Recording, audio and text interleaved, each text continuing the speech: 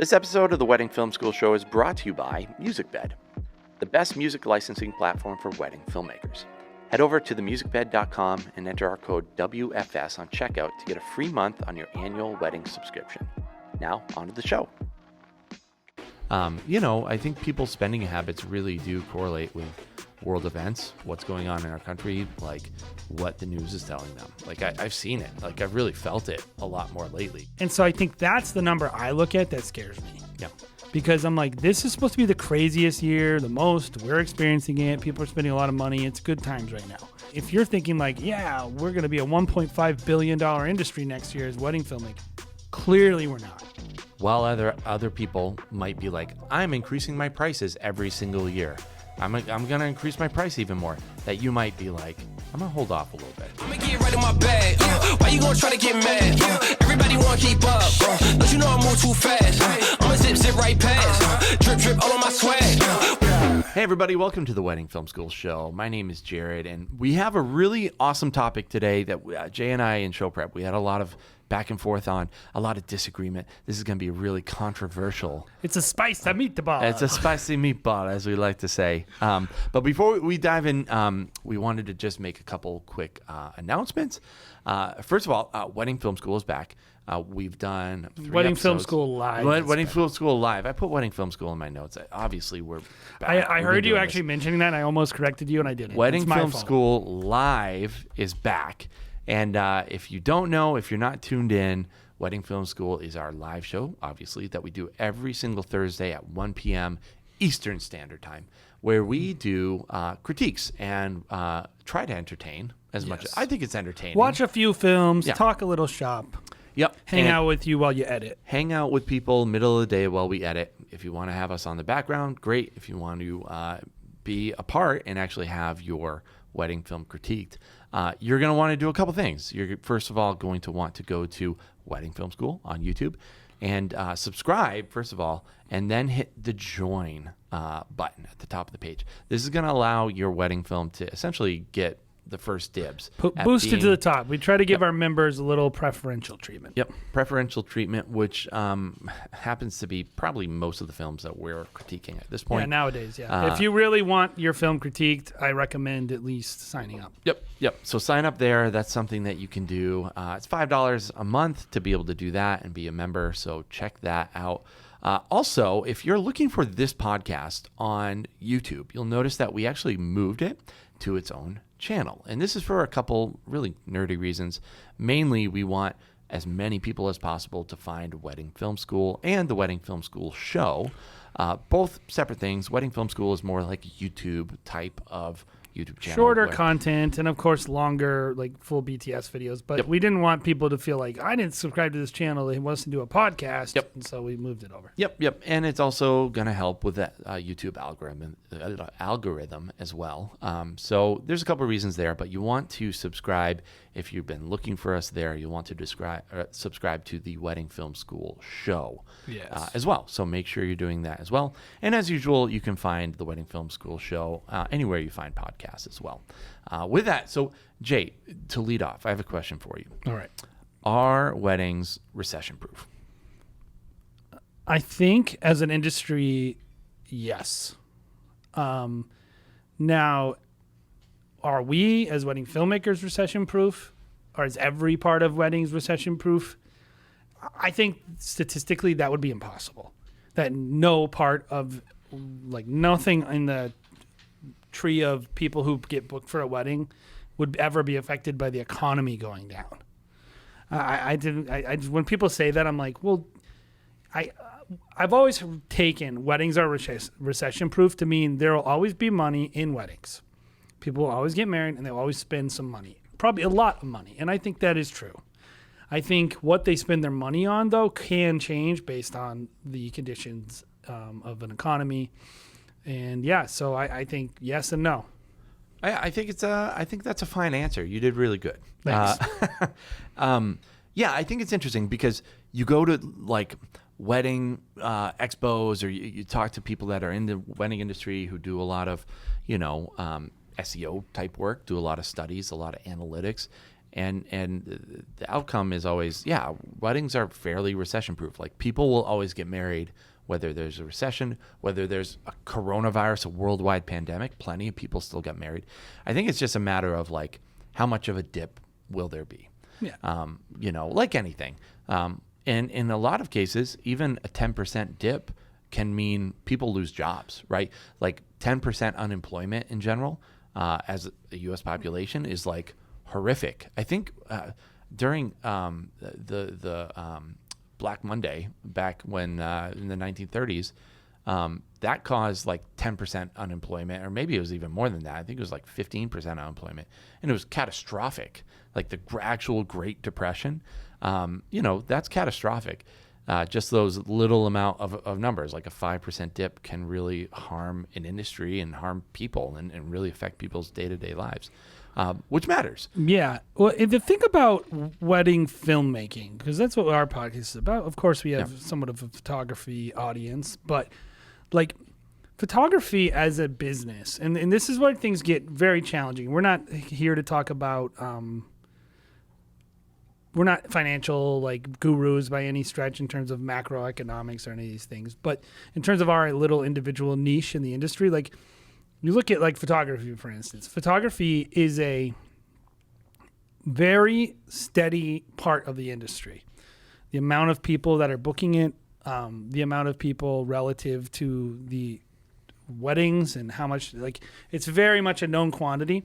And wedding filmmaking is still very much like, we're probably over the 55%, 60% in terms of total weddings, booking a wedding filmmaker, and that is growing. So on one hand, we're recessing, and on the other hand, we're growing.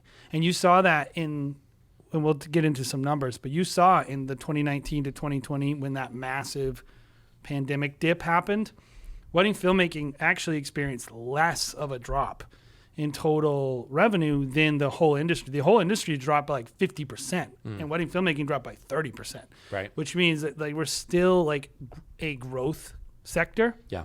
In the wedding filmmaking industry. Yep. So it is a little tricky to determine how all this stuff works in wedding filmmaking because it's kind of new. It's not like a settled thing. And with the pandemic specifically, like I wonder how much of that had to do with the fact that even though somebody couldn't, like a caterer, they couldn't feed 200, 300 people at a wedding, even 100 people, even 50 people at times, we could still film weddings. Mm-hmm. We still got calls about we could expand our industry to do more live streaming. We did a ton of live streaming. Now we have one live stream this year. Praise we the did Lord. We did take the website down because, oh my God, live streaming. Am I right?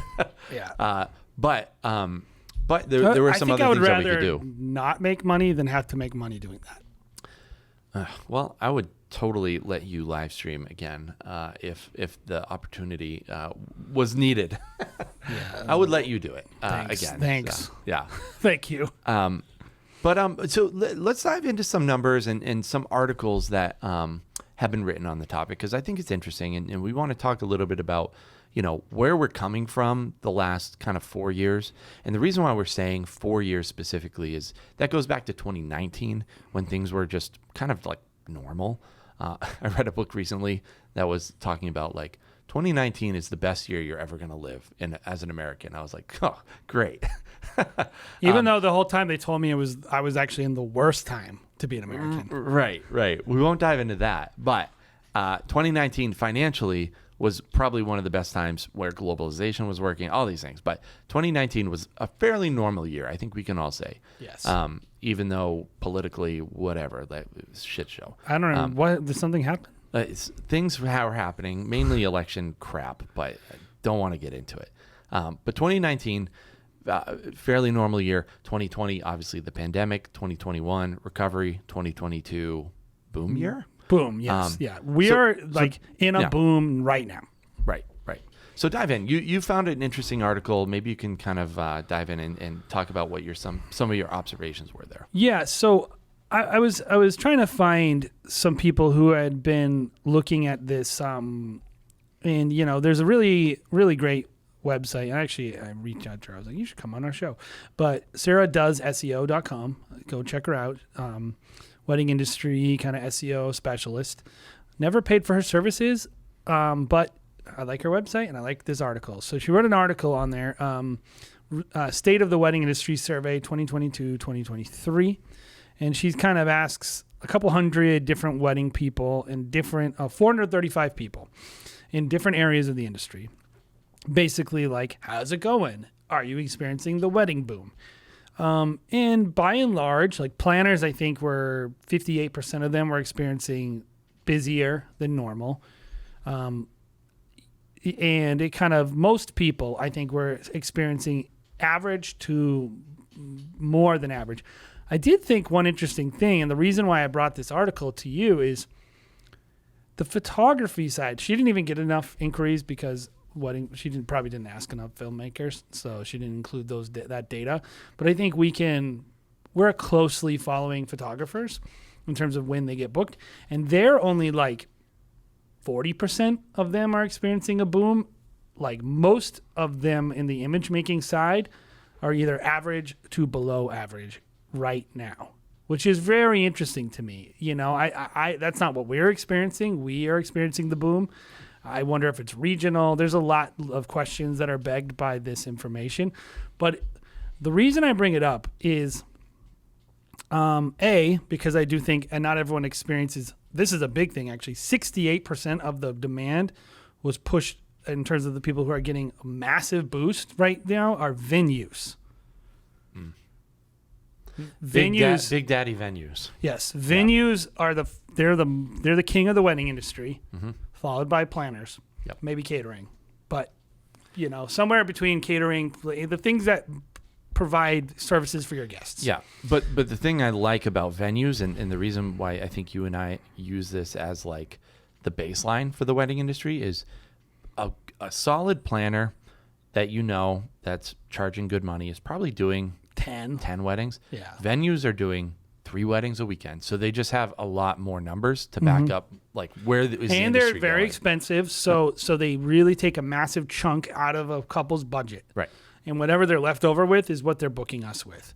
And so I think what's interesting about this boom, why we proceed it before the recession talk and the bust talk, is these people have probably already taken these people's money for 2023. And they're taking it at probably an increased demand price based on the 2020 situation. And, you know, maybe with a little inflation thrown in there to boot. And so if people's finances are going down, but they've already paid a huge amount of money to a venue, I think that's why we need to look at this first, because whatever's happening now with venues is that's upstream to us as wedding filmmakers. And this is what you need to understand. If you're listening to this podcast, pretty much the first people to get money extracted from a couple are venues, and you're going to have to live with whatever's left over. And if all their prices got boosted by demand, supply and demand plus inflation, and then in the middle of all those bookings, the economy goes whoop, and then FUD starts working its way in, which is fear, uncertainty, and doubt. And it's a crypto term, but I think it counts here. Then people are going to start going, oh, shoot, the stuff that's downline in my wedding, maybe I'm not going to book that. Right. And Right. I think it's a good point. So essentially what you're saying is like, say the average wedding is $30,000 in the U.S., roughly, somewhere around I think it's 28. 28, somewhere around there. You're saying if the venue was 10 last year, now they're 13 due to inflation, due to demand. That $3,000 right there, maybe that's the videography fee budget. They're not going to go up on the amount that they have to be able to spend on the wedding if they're capping it at $30,000. Well, especially if they thought, right. and it'll be fine in 2 years, I'm going to get a raise. Right. This is going to happen. That's going to happen. Like all the things that people think about. And I think the way that it actually probably plays out is they go, maybe we still get a videographer, but we're just going to hold off and see how things play out a little bit. That could longer. happen. I think I've seen it. I've seen people like, even last year, even in like 2021, people wanted to see how the coronavirus was going to pan out before they started really booking us, even for this year. Like, it was like, okay, are people going to start booking for that? Okay. Oh, well, yeah, everyone's starting to book now. But it was maybe a little bit delayed. I think people's spending habits really do correlate with world events, what's going on in our country, like what the news is telling them. Like I've seen it, like I've really felt it a lot more lately, which is one of the reasons why I was like, this would be a good topic to talk. Well, and regionally too, by the way, it's like Canada, by the way, is actually down. The Northeast and the coast, both coasts, the Northeast and the West are way up. The Northeast is like, I think it's like 58% are reporting, hey, we're having a crazy busy year. The West, I think it's 60% versus like other parts of the country, which are a lot lower. So I think even within your own, this whole conversation, it is regionalized as well. Is. Yeah. According to this article, it is. I encourage everyone, like, go check out sarahdoesseo.com. We'll post a link. Down below. Really interesting stuff. If you like analytics, if you like data, if you just like talking through like this kind of stuff, I always think it's interesting. We obviously run a business where it's like, this stuff really matters. I think a lot of people might just be like, I want to get my 10 weddings, my 15 weddings, and they call it a day. And by the way, she wrote this in 2021. Yeah. So this is like people saying like what the lead up is into their own market. So it's not, some ways it didn't age well because I think different coronavirus restrictions were unleashed and then people, who knows? Well, and in the news now in July of 2022, I mean, talks of recession are all over the place. And according to some indications and some people, we might already be in a recession right now. Which is another reason why I kind of brought it up as like a topic of like, this is interesting. How can people prepare? Like, what should we expect as wedding filmmakers, maybe going into some sort of recession, if we are going into a recession at all? So, how can you prevent the worst case scenario for your business, which is just having to close? Yeah. And so I think it's helpful. Let's kind of assume for this rest of this podcast that we are in a recession and that it will continue for a period of time. Most recessions I feel like don't continue for more than 6 quarters. So hopefully we're not experiencing that. But let's just assume that it gets corrected at some point, but that there's still a price to pay. One of the things we look at a lot, and I would encourage you, if you have not signed up and given them some money, I think you should, because I think it's kind of like, I think everyone should have a subscription to this if you're in the industry. It's called the Wedding Report, wedding.report.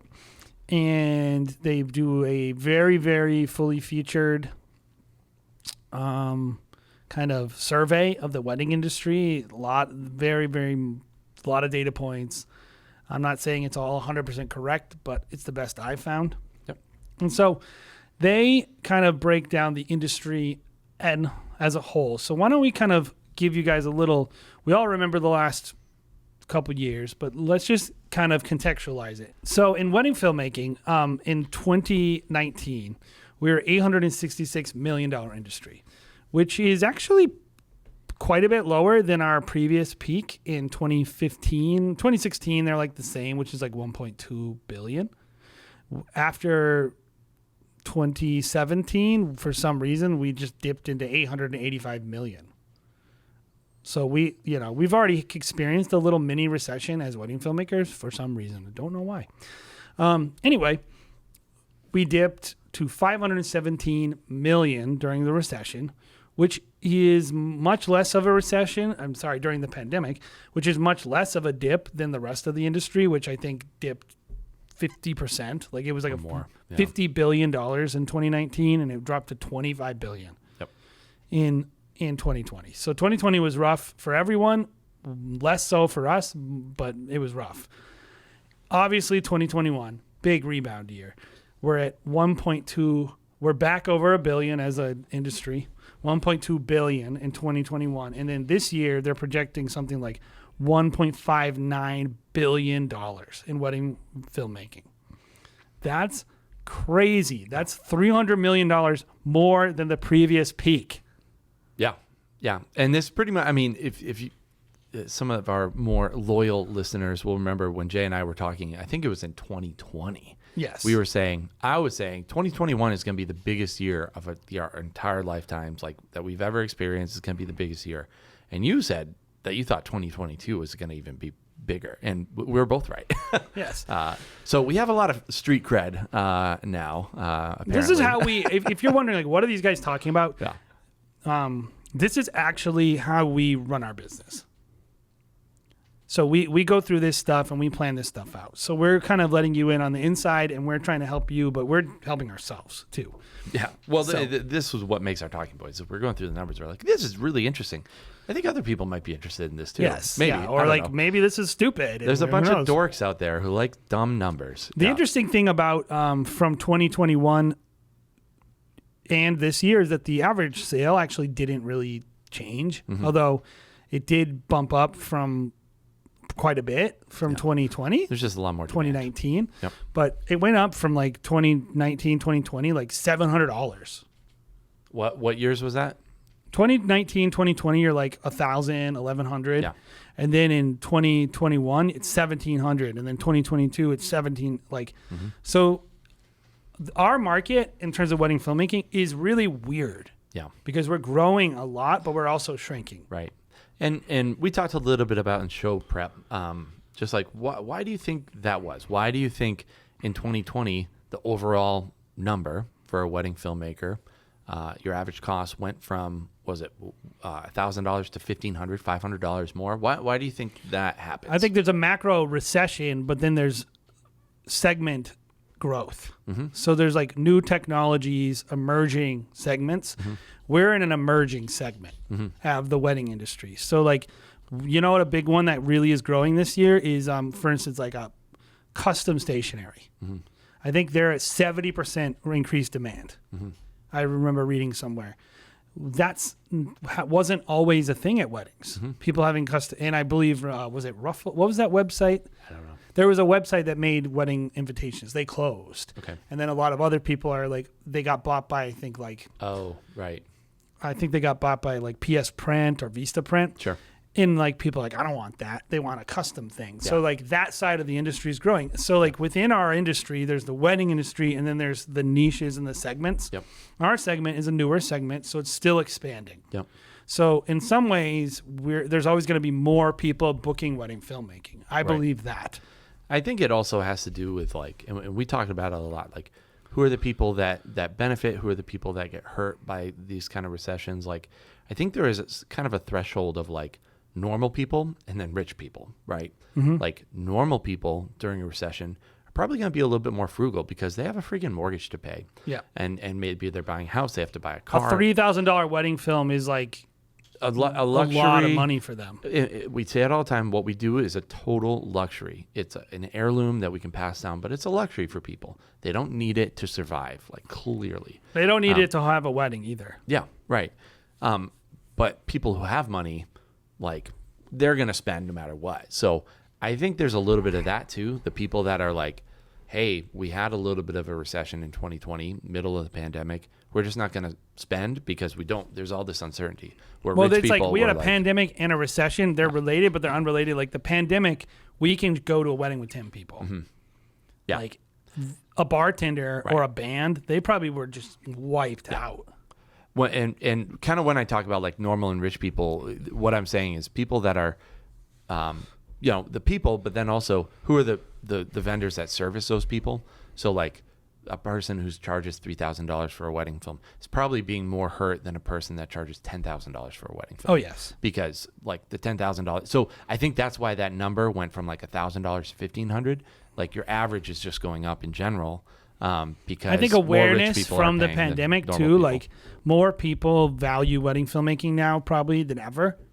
So I think we're experiencing kind of a renaissance in our industry as well. So I mean, there's a good side to this bad story. Sure.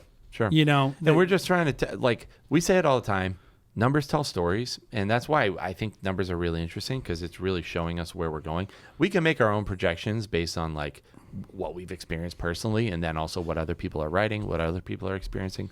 But that's the reason why we like these numbers. We aren't just like, we're going to create an archive and, like, have these numbers. So this is what I wanted to point out about the current numbers. Yeah. In 2017, we had the highest number of weddings I think that we've ever had in America. Or no, sorry, 2015. It was 1.132 million weddings. Right now, 2022, we're not close to that. We're 913,000. Total number of weddings? Mm-hmm.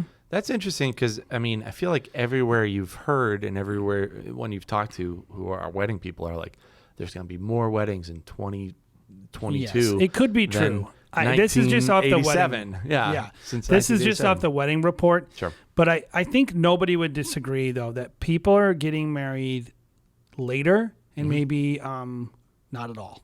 Mm-hmm. It's not like marriage is this hot, awesome thing that people really love culturally in America. Right. And if you're international, I can't speak towards what you do because I don't live in your country. So, right. But I know in America, like this year, 913 with the most crazy artificial demand hike ever. Mm-hmm. Like some of these are not legitimate. They're legitimate weddings, but they're like they weren't supposed to happen in 2022. Yeah. But people are like panicking, grabbing all the venues, doing all this junk, and so I think that's the number I look at that scares me. Yeah. Because I'm like, this is supposed to be the craziest year, the most. We're experiencing it. People are spending a lot of money. It's good times right now. I don't know if like it's definitely if you're thinking like, yeah, we're going to be a $1.5 billion industry next year as wedding filmmaking, 1.59 or closer to 1.6. Clearly, we're not. Clearly, like even if you don't believe that we're going to a recession, you have to believe that this. We go to a lot of receptions. We go to a lot of receptions, but you have to believe though that these numbers currently right now are artificially that this is a bubble. It's like I agree. The scary part is what if it's a bubble and a recession? Yeah. Well, that's. I mean, you're talking about my worst nightmares, and you think I'm like. Jared overreacting is and a little paranoid. Think the sky is falling every single year, which, yeah, it's true. a little paranoid. I would rather be that way than be over optimistic and and fail. But because then you just work harder to prevent the sky from falling. But I'm with you. I mean, I don't think it's going to be perennially. We're not going to continue growing at this pace. No, it's impossible to. Yeah, even if we just like. They're projecting on Wedding Report that we're a $1.46 billion segment of the industry next year. 2023. Which I think is too high. But it's not. It's probably accounting for the bubble, but it's not accounting for potential recession. Well, and here's the thing. So there's also inflation. Right. And I don't think that our prices are increasing at the same rate as inflation. Mm-hmm. Now, maybe yours are individually with your own company. Right. But I think as an industry, too, it's like people are they might be spending the same amount of money, but they're getting a lot less. Mm-hmm. Because everyone's having to raise their prices and charge. And at some point, like someone's going to get edged out in the wedding industry kind of tree. And I hope it's not us. So that's kind of this. And so I think what would be helpful is to look back at 2008. Mm-hmm. Because 2008 is the last time in America we had a major stock market crash. Was that a crash technically or big bailout, the banking bailout, all that junk? It was a bad year financially. And so in 2008, we had $948 million in wedding filmmaking. And given it was a different era back then of wedding filmmaking, I think you're talking people were still running around with mini DV cams back in those days. So there's a lot that isn't the same. The next year, in 2009, there was, and this is what scares me. So the recession kind of hit. It was 840 million weddings, or 840,000 weddings in 2008. The next year, there's 708. Right. That's where things like, it doesn't matter if your prices go up. So we're just talking about what happened in the last recession. Mm-hmm. 2008 to 2009, there was a drop-off of 130,000 overall weddings for wedding filmmakers. Yeah. The interesting part of that was, again, like we saw in 2020 at the COVID outbreak, the average spending per wedding went up $100, which, again, I think just kind of proves that if you're offering your services to higher end clientele, you are probably less likely to suffer than the people that are offering their services to just normal ass people. Like your normal people that are construction work, whoever, your blue collar people that make a little bit of money on the side because they have to pay their mortgage instead of paying for their wedding filmmaker, right? Yep. Like, yeah, there was, I think, like a 20% retraction for, and this is what scares me.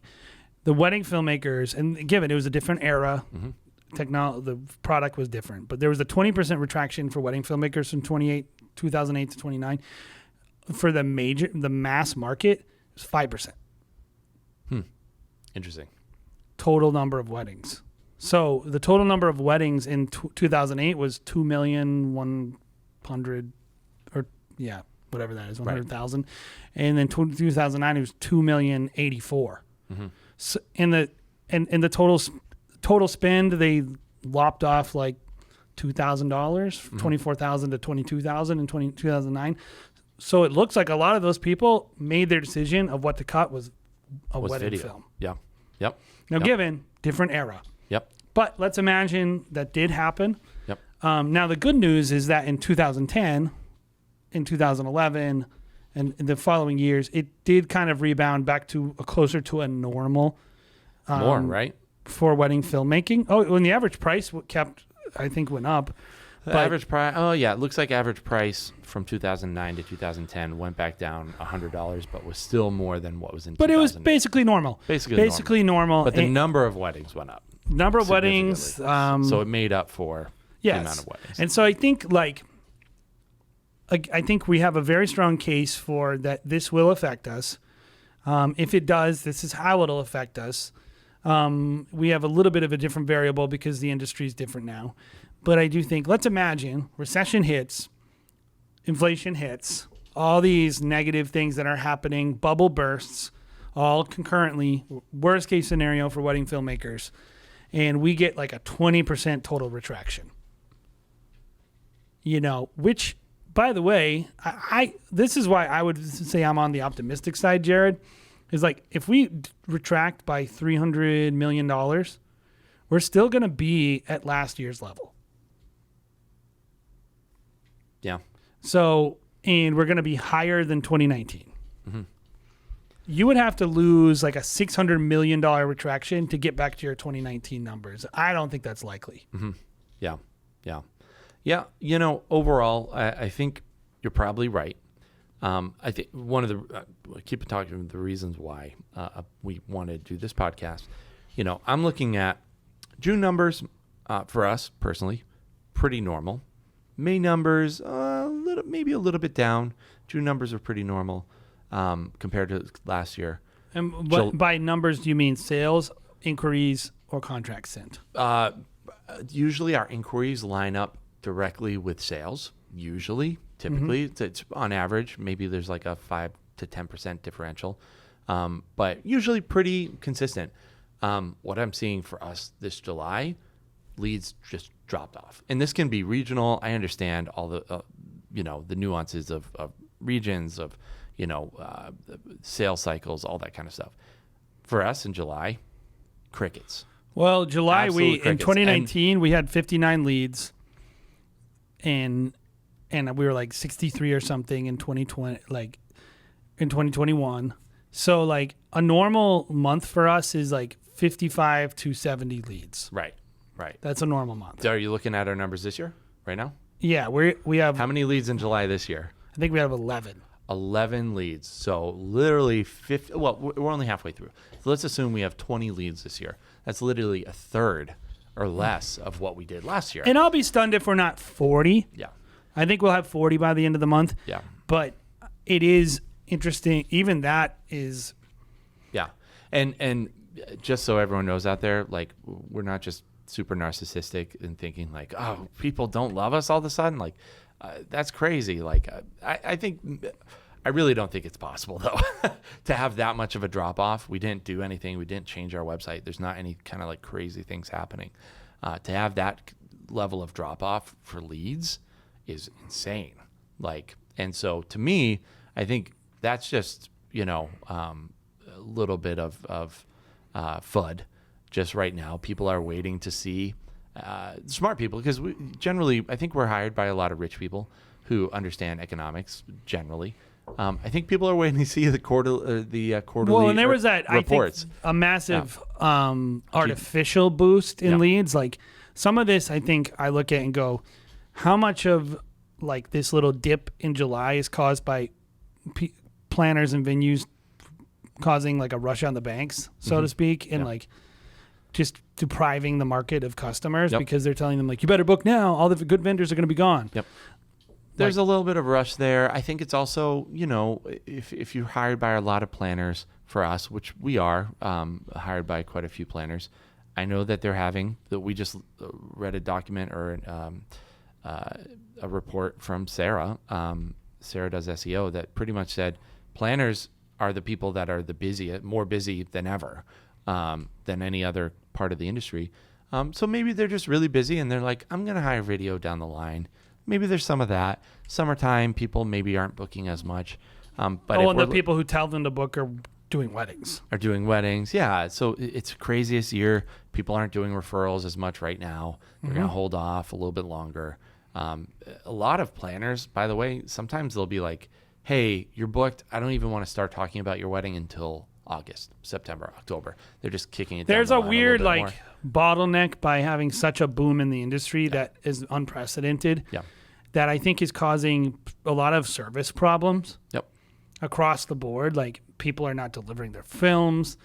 Everyone's not. I bet you would be hard pressed to find people who are like, I'm doing my best work right now.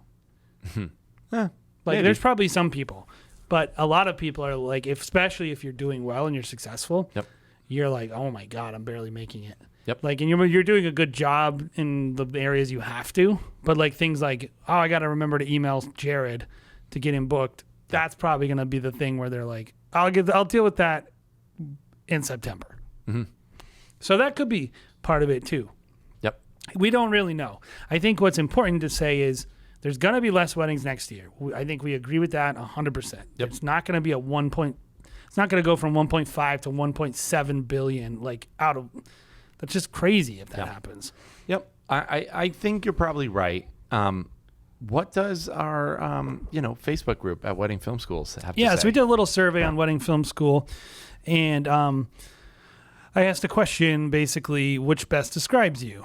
2022 leads are way up, and 2023 is following suit.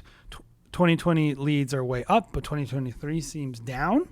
2022 was normal, and 2023 seems up. 2022 was normal, 2023 seems down. So first of all, are you experiencing the boom? And then I asked, I don't track that stuff, or I'm done 2023, I'm already booking 2024 scrubs. But no one clicked on that either. So everyone is either in the camp of their leads are up, and they're experiencing the boom, which is most people. Out of this, we had 80 people, which is a pretty good sample size of wedding filmmakers. 80 people said, or 86% of the 80 people said that they are experiencing a boom this year. Yep. Leads are up. But out of those people, 70% of the total group said that they seem to be down for 2023. Yeah. So that's very much a lead, but we're more than halfway through the year. I think we have enough people who know what they're talking about to say, yeah, something's up. Yep. How many people filled out this? 80 people. 80 people. So, yeah, and I can understand the 2022 where leads are up and 2023 is on the same trend. Yeah, that's like Ray Roman. Well, maybe. There was Ray Roman. I actually think... Ray Roman, Max Smith, Ryan Brown. So the people that are probably experiencing this, I think, are probably two people. People that limit the amount of weddings they're doing, but then also people that are starting their business. And they are going upwards. The bulk of people, 74%, right, are 2022 are up, 2023 I think if your business is if you're Ray Roman, right, or you're Ryan from Forge in the North, you're industry leading for the whole country. Yeah.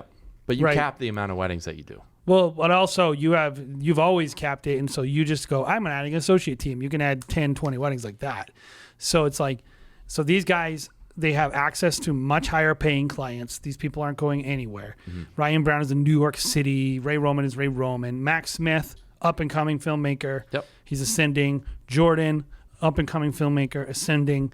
Like these are people whose businesses aren't even mature yet.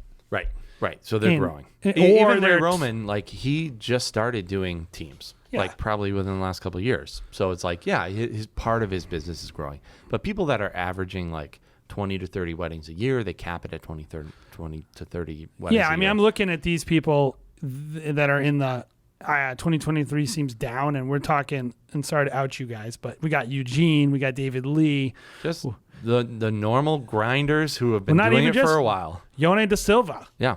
Like that, he's amazing. Yeah. He's one of the best people in the world. Yeah. So I think, and I do think Europe is experiencing a lot more challenges than us financially. So I think definitely they have a lot of energy crises. And, your region pays into it. But like, I think it's pretty well established that there's something going on.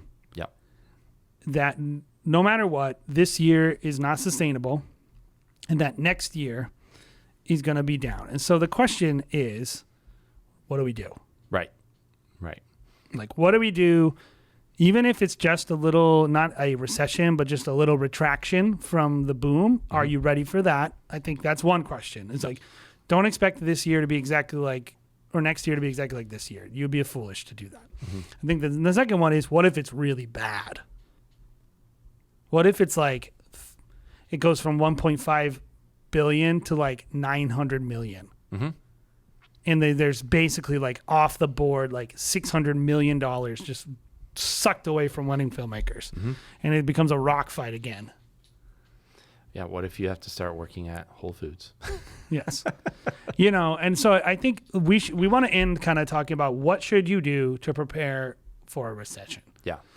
And just if we could be vulnerable, I mean, it's the thing that keeps me up at night because it's literally the thing that really you have so little control over, mm-hmm. right? Like people have little control over, inflation. Like we don't have any control over. Yeah, that like whatsoever. if you raise your prices 10% and inflation goes up 8%, you didn't raise your prices. Right. And it's just a bummer, because as your business is growing, it's like you can do a lot, but you're literally fighting natural forces here in a lot of ways. And so it sucks. It really sucks. That being said, it's the time where it's like, put up or shut up, man. Well, and I'll tell a little mini story about us, and then we can talk about the things. Yeah. In 2020, I was like, listen, here's what's going to happen. This is going to all retract. We're going to prep ourselves for our normal weddings plus our reschedules. And I'm going to be the only available wedding filmmaker in the area. I want people to call other people and be like, oh, I can't help. And then they're going to eventually find their way to me. And they're going to be like, oh, they're available. Yeah. We did that. And in 2019, we experienced, I think, 15% growth, plus all our reschedules.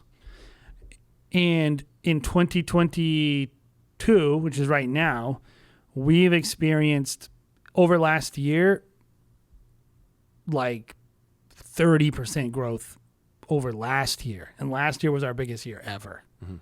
And so what I want to encourage you guys is if you take a bad situation and you plan well, some people won't plan well, and you will come out with consolidating your market shares, better relationships, last man standing, higher prices, all the things that you want actually usually come through you handling a bad situation well and other people not handling it as well. Mm-hmm. So it's not all bad. This could be, for some of you guys, like the make it or break it time that will actually solidify you in your market. Mm-hmm.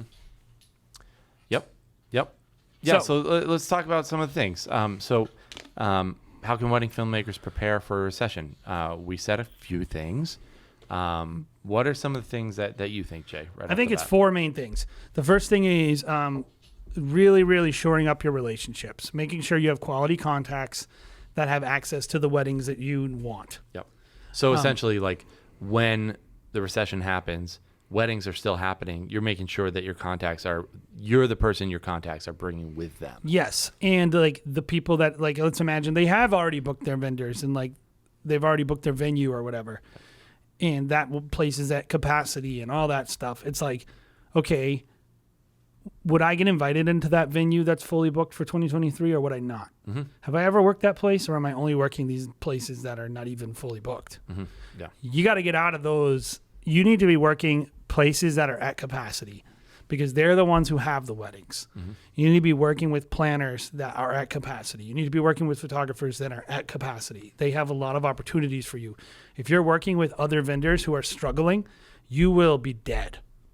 You need to get out of that vendor circle and start working with successful vendors, first and foremost. I think second of all, branding. Your branding needs to be, there's going to be a rock fight if the industry retracts, and the couples will be taking every little point of your brand versus someone else's and pitting them up against each other. And, Ray Roman always says it. Are you a top 3 in your market? I think that's a little low. It's like, it's not only 3 people making money in a region. But are you, considered to be one of the top providers in your market? If you're not, it's probably your work, which we'll get to, but probably mostly a lot of it is your branding and your contacts.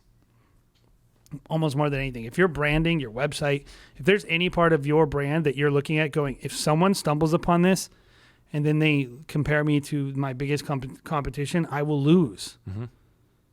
The only thing I'm winning on is price. Or the only thing I'm winning on is I'm a nice guy, or stuff that requires them committing time with you to figure out. It's like you want that person to right away be like, oh, this looks really good. So branding, I think that's the second one.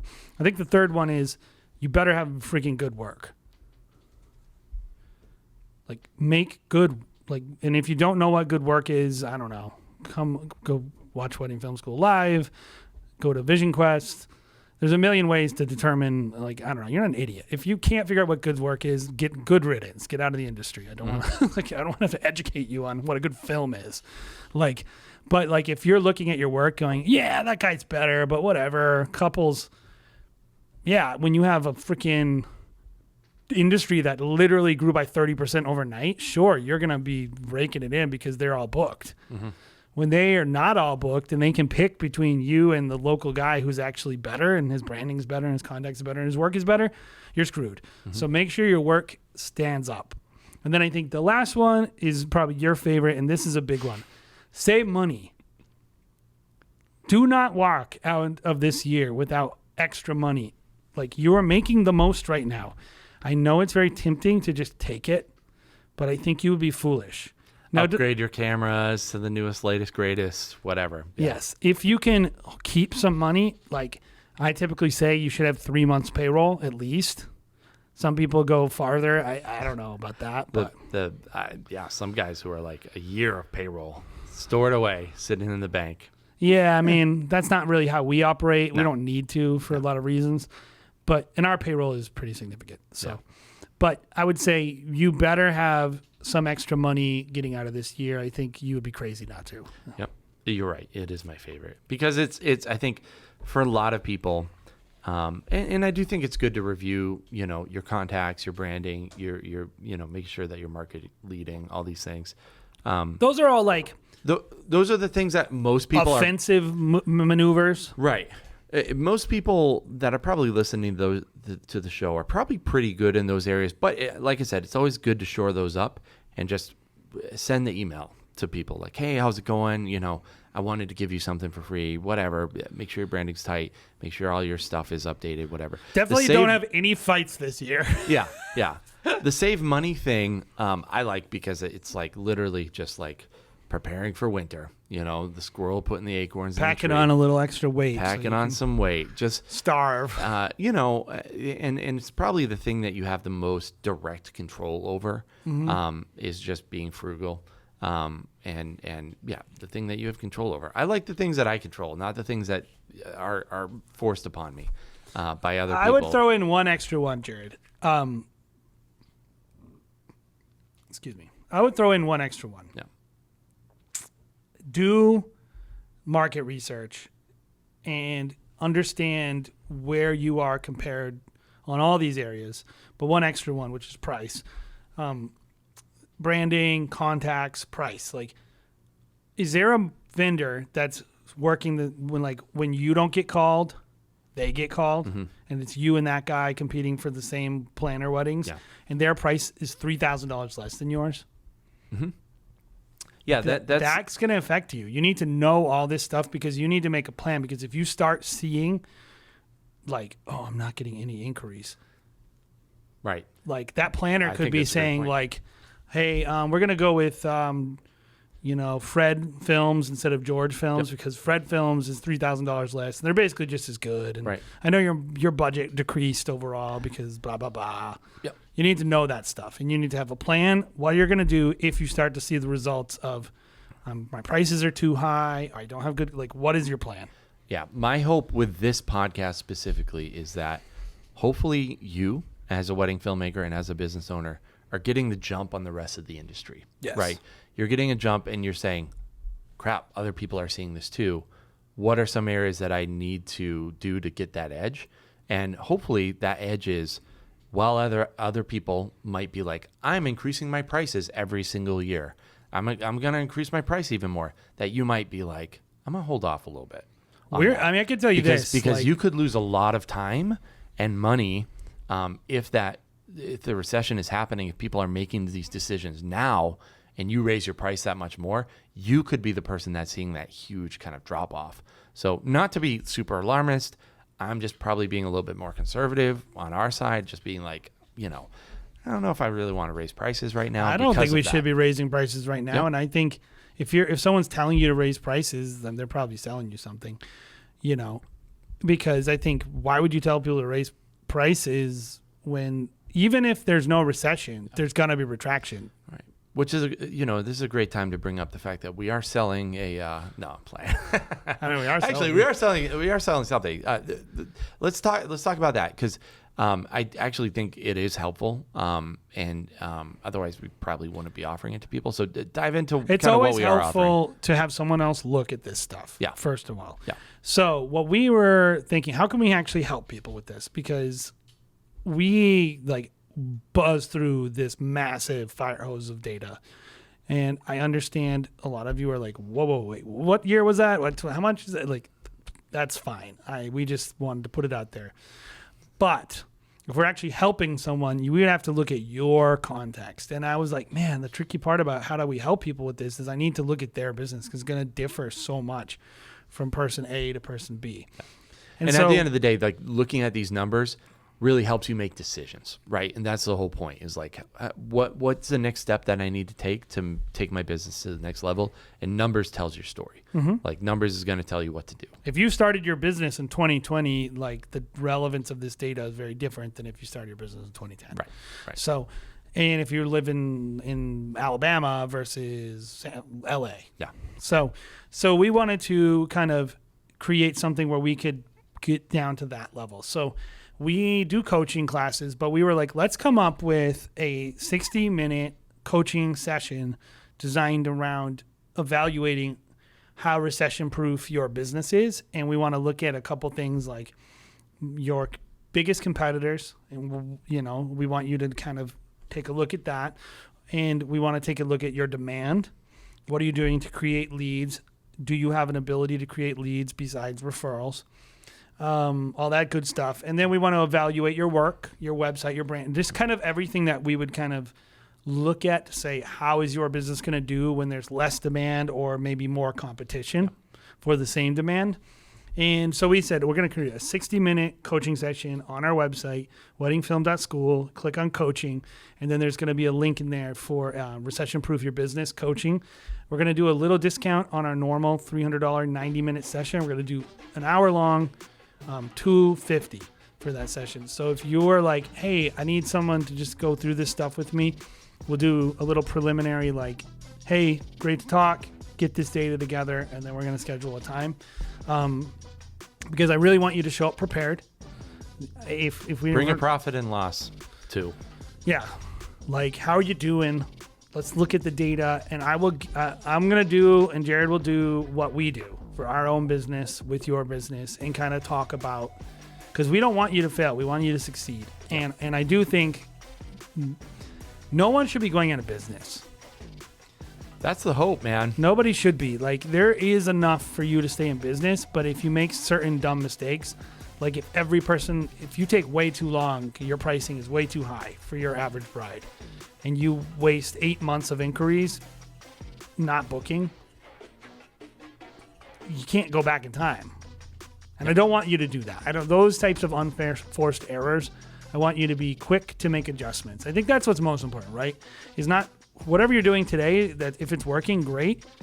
Don't change things. But I do think we're going to have to be like 3-month adjustments in our industry for the next 18 months. Yep. Yeah, guys. So hopefully this has been a helpful episode. I think, we did a little bit more research on this one because we just had to. But hopefully you've gotten something out of it. Make sure you're asking questions. If you're on YouTube, the comment section below is for you. Check it out there. Also, our Facebook group is a place where you can ask questions as well. Like Jay said, sign up for that 60-minute consultation evaluating your business and if it is recession-proof as well. Per usual, guys, thanks for checking out the Wedding Film School show, and we'll see you again in a couple weeks. Bye, guys.